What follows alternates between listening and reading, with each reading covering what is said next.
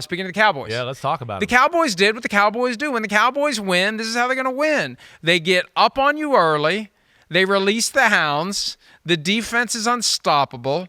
The offense of the other team starts skewing heavily toward the pass, which plays right into the Cowboys' hands defensively.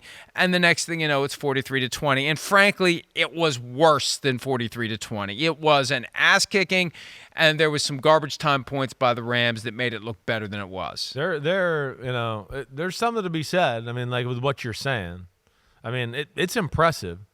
I mean, Dallas is just the ultimate momentum team, and once they kind of get it rolling, it's like, forget it. It's an avalanche. That's what's amazing. They need to learn how to win the ugly games. That's what I think we need to see more from Dallas. But, I mean, their point differential and some of their wins other than the Chargers game is insane. I mean, it's insane. Dak Prescott played great. We know that. Big throws. Right? Now, I will say, I think they loosened up and made more big throws because they had a lead, and they were like, hey, let's push the ball down the field. Let's play with this a little bit. This is how explosive the Dallas Cowboys are.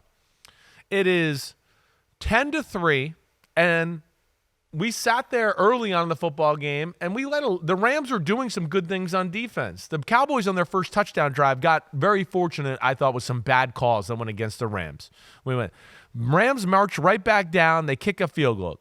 Cowboys go on an okay drive, kick a field goal. It's 10-3, right? But here's where the game and the Cowboys just absolutely explode. Stafford throws a bad pick six to Cooper Kupp, right? Which, I mean, like, threw it inside and missed him by 3 or 4 feet. They go 3 and out. I just want to make sure I get this right. They go 3 and out. So, they get the pick six, 17-3. 3 and out, the punt gets blocked, safety. Now it's 19-3. They kick the ball off after the punt block safety. Turbin returns it all the way down the field to like the 13-yard line, and they score another touchdown 2 plays later. The game was 10-3, and literally 3 minutes of clock time went by, and it was 26-3.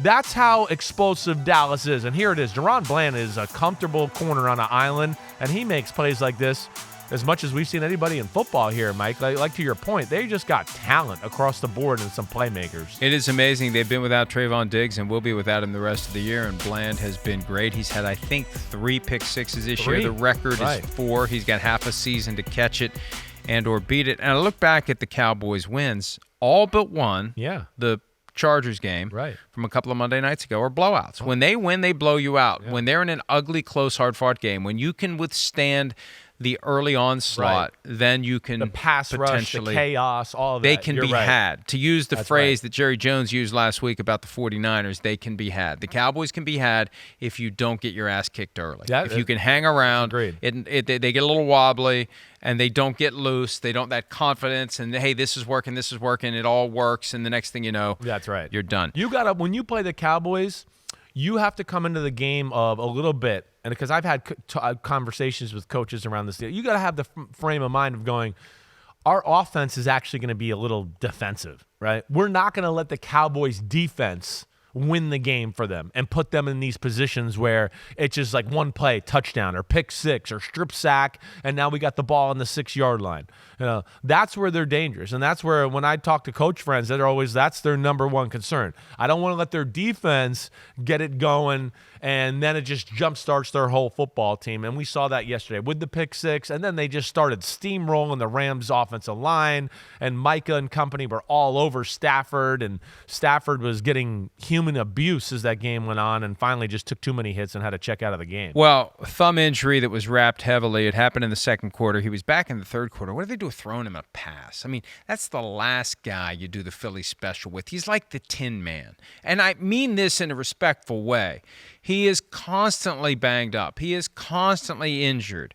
I suspect he goes home and just puts ice on it, doesn't say anything to anybody. Yeah. But that thumb's the problem. Here he is, making the catch and lunging for the end zone. He is.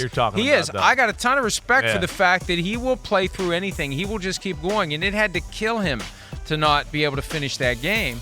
But, you got a banged-up thumb, and you're diving for the end zone with the banged-up thumb. So from Dallas, he wanted to put on a better showing, but the Cowboys. We'll return the one game that Christopher David Simms does not want to talk about today. The Not quite miracle at the Meadowlands, but it was miraculous for the Jets. It was a miracle. Jets, Jets. You love that, don't Up you? yours, okay? Up your butt, Joe Boo. More PFT Live right after this.